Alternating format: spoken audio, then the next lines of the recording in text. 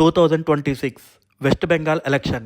ఇది జస్ట్ ఒక state election కాదు, ఇండియా మొత్తానికి ఒక పెద్ద కేస్ స్టడీ. ఒక పక్క 15 ఏళ్లుగా పవర్లో ఉన్న మమతా బెనర్జీ, ఇంకో పక్క వెస్ట్ బెంగాల్ని ఎలాగైనా కొట్టాలనుకుంటున్న బీజేపీ. కానీ ఈసారి గేమ్ గ్రౌండ్లో జరగట్లేదు, ఓటర్ల లిస్టులో జరిగింది. రాత్రికి రాత్రే ఏకంగా 91 లక్షల మంది ఓటర్స్ ఆ లిస్టు నుండి మాయమైపోయారు.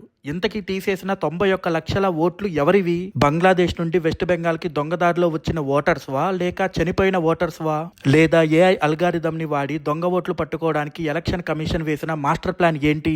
34 ఏళ్లు రూల్ చేసిన లెఫ్ట్ పార్టీ అడ్రస్ లేకుండా ఎందుకు పోయింది? 15 సంవత్సరాలుగా పార్టీని లీడ్ చేస్తున్న మమతా బెనర్జీ అక్కడ సక్సెస్ అయిందా, ఫెయిల్ అయిందా? ఈ వీడియోలో వెస్ట్ బెంగాల్ ఎలక్షన్స్ వెనుకున్న అసలు నిజాలు, నెంబర్స్, స్ట్రాటజీస్ క్లియర్ గా ఎటువంటి సస్పెన్స్ లేకుండా డీకోడ్ చేద్దాం. ఫస్ట్ మనం మాట్లాడుకోవాల్సింది లాస్ట్ 15 ఇయర్స్ నుండి వెస్ట్ బెంగాల్లో ఉన్న ఎకనామిక్ రియాలిటీ గురించి. గత 15 ఏళ్లలో వెస్ట్ బెంగాల్ నామినల్ జీడిపి దాదాపు 6 రెట్లు పెరిగింది. పర్ క్యాపిటల్ ఇన్కమ్ 3 రెట్లు పెరిగిందని గవర్నమెంట్ డాటా చెప్తుంది. బీపీఎల్ పాపులేషన్ 2020లో 25% ఉంటే అది 2023 నాటికి 12% కంటే తక్కువ పడిపోయిందని రిపోర్ట్స్ ఉన్నాయి. ముఖ్యంగా మహిళల కోసం వాళ్ళు తెచ్చిన లక్ష్మీ బందార్ లాంటి క్యాష్ ట్రాన్స్ఫర్ స్కీమ్స్ వల్ల గ్రామీణ ప్రాంతాల్లో టీఎంసీకి ఒక సాలిడ్ ఓటు బ్యాంక్ అయితే క్రియేట్ అయింది. ఇదంతా పైకి కనిపించే పిక్చర్ మాత్రమే, కానీ గ్రౌండ్ రియాలిటీ పూర్తిగా ఇప్పుడు ఇంకోలా ఉంది. ఇండియాలో మేజర్ స్టేట్స్ అయిన తమిళనాడు, మహారాష్ట్ర, యూపీ లాంటివి కూడా డబుల్ డిజిట్ గ్రోత్ లో దూసుకుపోతుంటే వెస్ట్ బెంగాల్ గ్రోత్ మాత్రం 9% దగ్గరే ఆగిపోయింది. ఒకప్పుడు ఎకానమీలో బాగా వెనకబడి ఉన్న బీహారు, ఒరిస్సా లాంటి స్టేట్స్ కూడా ఇప్పుడు వెస్ట్ బెంగాల్ ని దాటేసి ముందుకెళ్తున్నాయి. స్వాతంత్రం వచ్చిన టైంలో ఇండియా మొత్తం మీద ఇండస్ట్రియల్ అవుట్పుట్ వెస్ట్ బెంగాల్ వాటా 30% ఉండేది. అలాంటిది ఇప్పుడు అది కేవలం 4% కంటే కిందకు పడిపోయింది. మెయిన్ రీజన్ ఒకటే, ఇండస్ట్రీ లిస్ట్ లో కాన్ఫిడెన్స్ లేకపోవడం. టాటా కంపెనీ ఫ్యాక్టరీస్ ని సింగూర్ నుంచి పంపించడం వల్ల ఇండస్ట్రీ లిస్ట్ కి ఒక పెద్ద నెగిటివ్ సిగ్నల్ పడింది. గవర్నమెంట్ ప్రైవేట్ ల్యాండ్ అక్విజిషన్ కి ఒప్పుకోకపోవడం వల్ల పెద్ద ఇండస్ట్రీస్ వెస్ట్ బెంగాల్ రాష్ట్రానికి రావట్లేదు. దీనివల్ల వెస్ట్ బెంగాల్ రాష్ట్రం ఒక భయంకరమైన డెడ్ ట్రాప్ లో పడిపోయింది. 2011లో లెఫ్ట్ పార్టీ పవర్ నుండి దిగిపోయే టైంకి రాష్ట్రం యొక్క అప్పు 1.9 lakh crores, అది ఇప్పుడు ఏకంగా 7 lakh crores కు వెళ్లిపోయింది. కానీ 2025-2026 కి అక్కడ బడ్జెట్ ఎస్టిమేషన్ ప్రకారం అప్పు 7.7 lakh crores కి వెళ్ళిపోతుందని చెప్తున్నారు. సో షాకింగ్ విషయం ఏంటంటే వాళ్ళు ఇక్కడ తీసుకున్న అప్పులో కొత్తగా ప్రాజెక్టులు ఏమీ కట్టలేదు. కేవలం కరెంట్ ఎక్స్పెండిచర్స్ అంటే జీతాలు, పెన్షన్లు, వెల్ఫేర్ స్కీమ్స్ కోసం మాత్రమే వాడుతున్నారు. క్యాపిటల్ ఎక్స్పెండిచర్ అసలు లేదు. ఈ తీసుకున్న అప్పులకి వడ్డీలు కట్టడానికి ప్రతి ఏటా సుమారు 81,000 కోట్లు ఖర్చు చేయాల్సి వస్తుంది. బ్యాంకులు అక్కడ ప్రజల దగ్గర నుండి డిపాజిట్స్ తీసుకుంటున్నాయి, కానీ ఇండస్ట్రీస్ లేకపోవడం వల్ల ఆ డబ్బుని లోన్స్ రూపంలో వేరే స్టేట్స్ కి ఇస్తున్నాయి. ఎకానమికల్ గా స్టేట్ చాలా క్రిటికల్ కండిషన్ లో ఉంది. ఇంకా పాలిటిక్స్ విషయానికి వస్తే వెస్ట్ బెంగాల్ ని కంటిన్యూగా 34 ఏళ్లు రూల్ చేసిన లెఫ్ట్ ఫ్రంట్ సిపిఎం అసలు ఎందుకు మారిపోయింది మనం తెలుసుకోవాలి. 2011లో మమతా బెనర్జీ చేతిలో ఓడిపోయినప్పుడు కూడా లెఫ్ట్ పార్టీకి 14% ఓట్ షేర్ ఉండేది. కానీ కరెక్ట్ గా 10 ఏళ్లలో అంటే 2021 అసెంబ్లీ ఎలక్షన్స్ నాటికి వాళ్ళకి ఒక్క సీటు కూడా రాలేదు. ఓట్ షేర్ కేవలం 5% కి పడిపోయింది. ఫైనల్ గా 2024లో వాళ్ళ స్కోర్ కంప్లీట్ గా 0 అయిపోయింది. అసలు అంత పెద్ద క్యాడర్ ఉన్న పార్టీ ఎందుకు ఇలా కొలాప్స్ అయ్యింది? దీనికి ఆన్సర్ 2019 లోక్సభ ఎలక్షన్స్ లో దొరికింది. ఆ ఎలక్షన్స్ లో సిపిఎం కి దాదాపు 17% ఓట్ షేర్ తగ్గిపోయింది. కరెక్ట్ గా అదే టైంలో బీజేపీకి 17% ఓట్ షేర్ పెరిగింది. అంటే లెఫ్ట్ క్యాడర్ మొత్తం డైరెక్ట్ గా బీజేపీకి ఓటేశారని క్లియర్ గా అర్థమవుతుంది. వాళ్ళు అలా ఎందుకు చేశారు అసలు? ఎందుకంటే 34 ఏళ్లు పవర్ లో ఉండటం వల్ల లెఫ్ట్ క్యాడర్ కి జనాలతో మాస్ కాంటాక్ట్ పూర్తిగా పోయింది. ఎప్పుడైతే మమతా బెనర్జీ పవర్ లోకి వచ్చిందో ఆ తర్వాత వీళ్ళు గ్రౌండ్ లెవెల్లో పోరాడే స్ట్రీట్ ఫైటింగ్, సర్వైవల్ స్కిల్స్ మర్చిపోయారు. పవర్ లో ఉన్నప్పుడు వీళ్ళ పార్టీ ఆఫీసులు, గవర్నమెంట్ ఆఫీసులు, పనిచేసే అందరూ ఫుల్ కరప్టెడ్ గా మారిపోయారు. ఆ టైంలో కరప్షన్ బాగా జరిగింది. ల్యాండ్ రిఫార్మ్స్ సక్సెస్ అయినా కూడా కోఆపరేటివ్ ఫార్మింగ్ తీసుకురావడంలో పూర్తిగా ఫెయిల్ అయ్యారు. పవర్ పోయాక పార్టీలో యూత్ కి సరైన ఇంపార్టెన్స్ ఇవ్వలేదు. సో మమతా బెనర్జీని ఓడించడం వాళ్ళ వల్ల కాదు అని తెలుసుకున్న లెఫ్ట్ పార్టీ పీపుల్ దానికి ఆల్టర్నేటివ్ గా బీజేపీని నమ్మి ఫుల్ రైట్ టర్న్ తీసుకున్నారు. అయితే ఇప్పుడు వెస్ట్ బెంగాల్ 2026 ఎలక్షన్స్ ని షేక్ చేస్తున్న మాస్ కాంట్రవర్సీస్ కొన్ని ఉన్నాయి. ఎలక్షన్ కమిషన్ చేపట్టిన ఒక ప్రాసెస్ వల్ల ఏకంగా 91 లక్షల ఓట్లు లిస్టు నుండి మాయమైపోయాయి. అసలు ఒక రాష్ట్రంలో 91 లక్షల ఓట్లు తీయాల్సిన అవసరం ఏమొచ్చింది? ఇక్కడే మనం బెంగాల్లో ఉన్న బంగ్లాదేశ్ పీపుల్ అండ్ వాళ్ళ ప్రాబ్లమ్స్ గురించి ఖచ్చితంగా మాట్లాడాలి. వెస్ట్ బెంగాల్లో బంగ్లాదేశ్ కి చాలా పెద్ద బార్డర్ ఉంది. దొంగదారిలో చాలా వేల మంది బంగ్లాదేశ్ నుండి వెస్ట్ బెంగాల్ కి వచ్చి ఇక్కడ ఓటర్ కార్డులు, రేషన్ రేషన్ కార్డులు సంపాదించి డైరెక్ట్ గా పాలిటిక్స్ ని లీడ్ చేసే రేంజ్ కే వెళ్లిపోయారు. వీళ్ళని ఆపకపోతే డెమోక్రసీకి చాలా పెద్ద డ్యామేజ్ జరిగింది. అందుకే ఎలక్షన్ కమిషన్ ఈసారి ఒక కొత్త ఏఐ టెక్నాలజీని వాడింది. 2002లో జరిగిన పాత రివిజన్ డేటాను బేస్ చేసుకొని ఈసారి ఆ ఓటర్స్ లిస్ట్ ని ఫిల్టర్ చేసింది. మొత్తం 1.2 crore ఓటర్స్ డాటాలో తప్పులున్నాయని ఏఐ ఐడెంటిఫై చేసింది. ఈ ఆర్టిఫిషియల్ ఇంటెలిజెన్స్ వాడిన 5 మెయిన్ రూల్స్ చూస్తే ఎవరికైనా మైండ్ బ్లాక్ అవ్వాల్సిందే. ఫస్ట్ రూల్ వచ్చేసి 2002 లిస్టు 2025 లిస్టు నేమ్స్ లో స్పెల్లింగ్ మిస్టేక్స్ ఉండటం. చాలా మంది ఫేక్ ఐడీస్ క్రియేట్ చేసేటప్పుడు వాళ్ళ పేర్లలో చిన్న చిన్న అక్షరాలను మార్చేసి మల్టిపుల్ కార్డ్స్ తీసుకున్నారు. దీనిని ఏఐ ఐడెంటిఫై చేసింది. సెకండ్ రూల్ ఒకే యాన్సెస్టర్ అంటే తాత లేదా తండ్రి పేరు మీద 6 కంటే ఎక్కువ మంది ఓటర్లు లింక్ అయి ఉండటం. ఇది దొంగ ఓట్లను పట్టుకోవడానికి వాడిన సూపర్ లాజిక్. బంగ్లాదేశ్ నుంచి వాళ్ళు ఇక్కడ లోకల్ గా ఎవరో ఒకరి పేరుని వాడుకొని ఈ విధంగా ఎంటర్ అవుతున్నారు. థర్డ్ రూల్ పేరెంట్ కి చైల్డ్ కి మధ్య ఏజ్ గ్యాప్ కనీసం 15 సంవత్సరాల నుండి 45 సంవత్సరాల లోపు ఉండాలి. అలా కాకుండా తండ్రికి కొడుక్కి 10 ఏళ్ల గ్యాప్ ఉంటే అది ఫేక్ ఐడి అని డిసైడ్ చేసి అది తీసేశారు. ఫోర్త్ రూల్ గ్రాండ్ పేరెంట్ కి గ్రాండ్ చైల్డ్ కి మధ్య కనీసం వయసు 40 సంవత్సరాల గ్యాప్ ఉండాలి. ఫిఫ్త్ రూల్ పేరుకు పక్కనే ఉన్న జెండర్ కి మ్యాచ్ అవ్వకపోవడం. పేరు మగవాళ్ళదుండి జెండర్ ఫీమేల్ అని ఉంటే అది ఖచ్చితంగా దొంగోటు. ఏఐ వాడిన రూల్స్ తో ఏకంగా 60 లక్షల పేర్లు ఎంక్వైరీకి వెళ్లాయి. సుప్రీంకోర్టు డైరెక్ట్ గా ఇన్వాల్వ్ అయ్యి దాదాపు 700 మంది జ్యుడిషియల్ ఆఫీసర్స్ తో ఎంక్వైరీ చేపించింది. ఫైనల్ గా 91 లక్షల ఓట్లు డిలీట్ అయ్యాయి. ఇందులో దాదాపు 60 లక్షల ఓట్లకు పైనే చనిపోయిన వాళ్ళవి లేదా వేరే వాళ్ళకి షిఫ్ట్ అయిన వాళ్ళవి. దొంగ ఓట్లతో ఎలక్షన్స్ గెలవడం ఏమాత్రం కరెక్ట్ కాదు.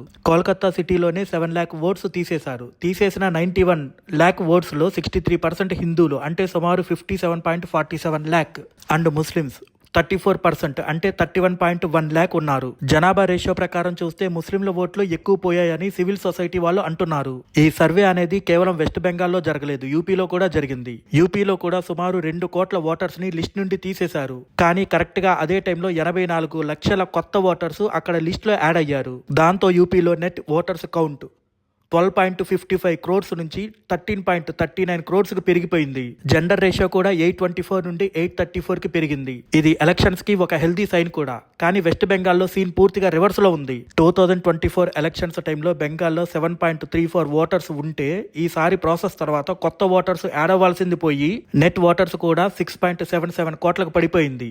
5 ఏళ్లలో అక్కడ ఓటర్స్ పెరక్కపోగా సుమారు 57 లక్షల ఓట్లు తగ్గిపోయాయి. దీన్ని బట్టి మనం అర్థం చేసుకోవచ్చు అక్కడ ఎంతమంది ఎన్ని దొంగ ఓట్లు వేశారు అనే స్టాటిస్టిక్స్. అందుకే ఈ దరఖాస్తు వెస్ట్ బెంగాల్ పాలిటిక్స్ ని పూర్తిగా మార్చేయబోతుంది ఈ ఏఐ టెక్నాలజీ ప్రాసెస్ తోటి. ఇక ఈ 91 లక్షల ఓట్లు పోయిన తర్వాత ఆ మిస్సింగ్ ఓటర్స్ ఇంపాక్ట్ ని కవర్ చేసుకోవడానికి అలాగే మిగిలిన ఓటర్స్ ని వాళ్ళ వైపు తిప్పుకోవడానికి ఇక్కడ మెయిన్ పార్టీస్ 2 ఉన్నాయి కదా. భారీ లెవెల్లో మేనిఫెస్టో వార్స్ కూడా స్టార్ట్ అయ్యాయి. ఒక రకంగా చెప్పాలంటే ఇది డైరెక్ట్ క్యాష్ ట్రాన్స్ఫర్ బ్యాటిల్ లాగా మారిపోయింది. ముందు రూలింగ్ పార్టీ టీఎంసీ రిలీజ్ చేసిన మేనిఫెస్టో చూస్తే వాళ్ళు డైరెక్ట్ గా వాళ్ళ రూరల్ ఓటు బ్యాంకును కాపాడుకోవటం మీదే ఫోకస్ పెట్టారు. మహిళల కోసం ఆల్రెడీ రన్ అవుతున్న లక్ష్మీ బందార్ స్కీమ్ అమౌంట్ ని 500 పెంచుతామని ప్రామిస్ చేశారు. అంటే జనరల్ కేటగిరీ మహిళలకు నెలకు 1500, ఎస్సీ ఎస్టీ మహిళలకు నెలకు 1700 డైరెక్ట్ గా వాళ్ళ బ్యాంక్ అకౌంట్ లో పడతాయి. అలాగే యూత్ ని అట్రాక్ట్ చేయడానికి బంగ్లార్ యుబా సతి అనే ఒక కొత్త స్కీమ్ ని తీసుకొచ్చారు. దీని కింద 21 నుండి 40 years మధ్యలో ఉన్న నిరుద్యోగ యువతకి నెలకి 1500 అంటే ఏడాదికి అటు ఇటుగా 18,000 అన్ఎంప్లాయ్మెంట్ బెనిఫిట్ ఇస్తామని ప్రామిస్ చేశారు. రాబోయే 5 సంవత్సరాల్లో 10 లక్షల కొత్త జాబ్స్ క్రియేట్ చేస్తాం. రైతుల కోసం ఏకంగా 30,000 కోట్లతో ఒక ప్రత్యేక అగ్రికల్చర్ బడ్జెట్ ప్రవేశపెడతామని చెప్పారు. వరి ధాన్యాల కొనుగోలు కింటాకి 2500 పెంచుతామని చెప్పారు. గవర్నమెంట్ ఎంప్లాయీస్ కి 7th పే కమిషన్ నమోదు చేస్తామని టీఎంసీ వాళ్ళు మేనిఫెస్టోలో అనౌన్స్ చేశారు. ఇదంతా ఒక ఎత్తు అయితే సెంట్రల్ గవర్నమెంట్ ఫండ్స్ ఆపేసినా సరే మేము మా సొంత ఫండ్స్ తో వెల్ఫేర్ స్కీమ్స్ లాంచ్ చేస్తామని ప్రజలకు ఒక స్ట్రాంగ్ మెసేజ్ ఇవ్వడానికి ట్రై చేశారు. కానీ ఇక్కడే బీజేపీ వాళ్ళ సంకల్ప పత్రతో టీఎంసీకి ఇంకో కౌంటర్ ఇచ్చింది. మమతా బెనర్జీ 1500 ఇస్తామని చెప్పింది. అంటే దానికి ఎగ్జాక్ట్ గా డబుల్. అంటే రాష్ట్రంలో ప్రతి మహిళకు మంత్లీ 3000 డైరెక్ట్ గా క్యాష్ అసెస్మెంట్ ఇస్తామని అమిత్ షా చెప్పాడు. అంతేకాకుండా మహిళలకు గవర్నమెంట్ బస్సుల్లో ఫ్రీ ట్రావెల్, అలాగే government jobs and police force లో కూడా మహిళలకు 33% రిజర్వేషన్ కల్పిస్తామని ఒక పెద్ద ప్రామిసే చేశారు. ఇక నిరుద్యోగుల విషయానికి వస్తే గ్రాడ్యుయేట్ యువతకి జాబ్ ప్రిపరేషన్ కోసం నెలకి 3000 ఇస్తారంట. కాంపిటేటివ్ ఎగ్జామ్స్ రాసే వాళ్ళకి 15,000 వన్ టైం సపోర్ట్ ఇస్తామని చెప్పారు. టీఎంసీ వాళ్ళు 10 lakh జాబ్స్ ఇస్తామంటే బీజేపీ వాళ్ళు ఏకంగా వచ్చే 5 ఏళ్లలో 1 కోటి మందికి ఉద్యోగ స్వయం ఉపాధి కల్పిస్తామని వాళ్ళ మేనిఫెస్టోలో రాశారు. ఇంకా రైతుల విషయానికి వస్తే వరి మద్దతుల ధరకి ఎవ్రీ మంత్ 3100 చేస్తామని చెప్తున్నారు. బియ్యం కిసాన్ యోజన అనే టైటిల్ తో కలిపి బెంగాల్లో ఉన్న రైతులకి ఏడాదికి మొత్తం 9,000 రూపాయలు అందేలా చేస్తామని ప్రామిస్ చేశారు. వీటన్నిటికీ మించి ఒక 2 మేజర్ పాయింట్స్ బీజేపీ మేనిఫెస్టోలో ఉన్నాయి. అవేంటంటే పవర్ లోకి వచ్చిన 45 రోజుల్లోనే 7th పే కమిషన్ ని అమలు చేస్తామని డెడ్ లైన్ పెట్టారు. అలాగే 6 నెలల్లోపు రాష్ట్రంలో యూసీసీ యూనిఫామ్ సివిల్ కోడ్ ని పక్కాగా ఇంప్లిమెంట్ చేస్తామని చెప్పారు. సో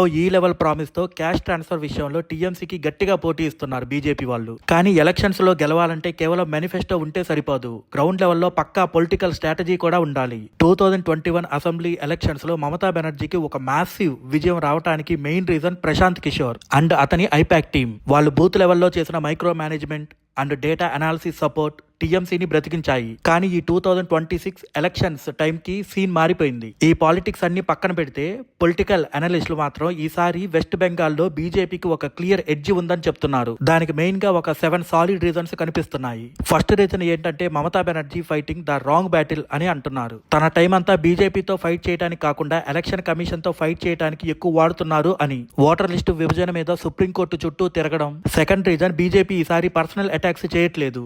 గతంలో మమతాని పర్సనల్ గా టార్గెట్ చేయటం వల్ల బెంగాల్ పీపుల్ సెంటిమెంట్ కు పోయి ఆమెకు బాగా ఓట్లేశారు అని రియలైజ్ అయ్యి ఈసారి కేవలం టీఎంసీలో వాళ్ళ కరప్షన్ ని టార్గెట్ చేస్తున్నారు. ఇక మూడో రీజన్, ఇది అతిపెద్ద మ్యాసివ్ స్ట్రోక్. బీజేపీ వాళ్ళ స్ట్రాంగెస్ట్ క్యాండిడేట్ అయిన సువేందు అధికారిని మమత తన సొంత నియోజకవర్గం భవనైపూర్ లో పోటీకి దించారు. 2021 లో ఆయన నంది గ్రామంలో మమతాని ఓడించాడు.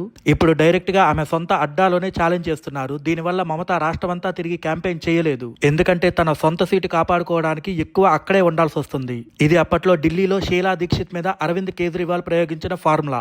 నాలుగో రీజన్ భవానీపూర్ కి లింక్ అయి ఉంది. ఆ ఒక్క నియోజకవర్గంలో సుమారు 47,000 ఓట్లను ఎలక్షన్ కమిషన్ డిలీట్ చేసింది. ఈ విషయం మమతాని సైకలాజికల్ గా దెబ్బతీసింది. Fifth reason swing factor. Hindu ఓట్లలో కేవలం 2-3% షేరు అటు ఇటు అయినా సరే రిజల్ట్ మారిపోతుంది. Sixth reason election schedule. గతంలో లాగా ఎక్కువ ప్లేసెస్ లో కాకుండా ఈసారి కేవలం 2-3 ప్లేసెస్ లో మాత్రమే పోలింగ్ పెడుతున్నారు. దీనికి తోడు ఏకంగా 3,000 సెంట్రల్ ఆర్మ్డ్ ఫోర్సెస్ ని దింపుతున్నారు. దీనివల్ల లోకల్ రౌడీస్ కి ఇన్ఫ్లుయెన్స్ చేసే పవర్ ఉండదు. దీనివల్ల ఓట్లు వేసే వాళ్ళు ఫ్రీగా భయం లేకుండా ఓట్లు వేసుకోవచ్చు. ఇంకా ఫైనల్ అండ్ ఏడో రీజన్ ఏంటంటే Mamata Banerjee is no longer invincible. ఇన్నాళ్ళు ఆమెను ఎవరూ ఓడించలేదు. కోర్టులో అయినా సరే ఆమెదే పై చేయి అవుతుందని ఒక ఇమేజ్ ఉండేది. కానీ ఈసారి ఓటర్ డిలీషన్ ప్రాసెస్ లో ఆమె ఎన్ని ప్రయత్నాలు చేసినా సుప్రీంకోర్టు ఒప్పుకోలేదు. ఈసీ కూడా వెనక్కి తగ్గలేదు. దాంతో ఆమె అనుకున్నది జరగలేదు. ఈ ఫెయిల్యూర్ జనాల్లోకి చాలా స్ట్రాంగ్ గా వెళ్ళింది. ఓవరాల్ గా చూస్తే ఈ 2026 వెస్ట్ బెంగాల్ ఎలక్షన్స్ కేవలం ఒక పొలిటికల్ ఫైట్ మాత్రమే కాదు. ఇది ఏఐ టెక్నాలజీని వాడి డెమోక్రసీని క్లీన్ చేసిన ఒక ఎక్స్పెరిమెంట్. అలాగే 1500 వర్సెస్ 3000. జనాలు ఏ పార్టీకి ఎక్కువగా అట్రాక్ట్ అవుతారో చూడాలి. మే 4th అఫీషియల్ గా వెస్ట్ బెంగాల్ ఫ్యూచర్ ఏంటో తెలిసిపోయింది.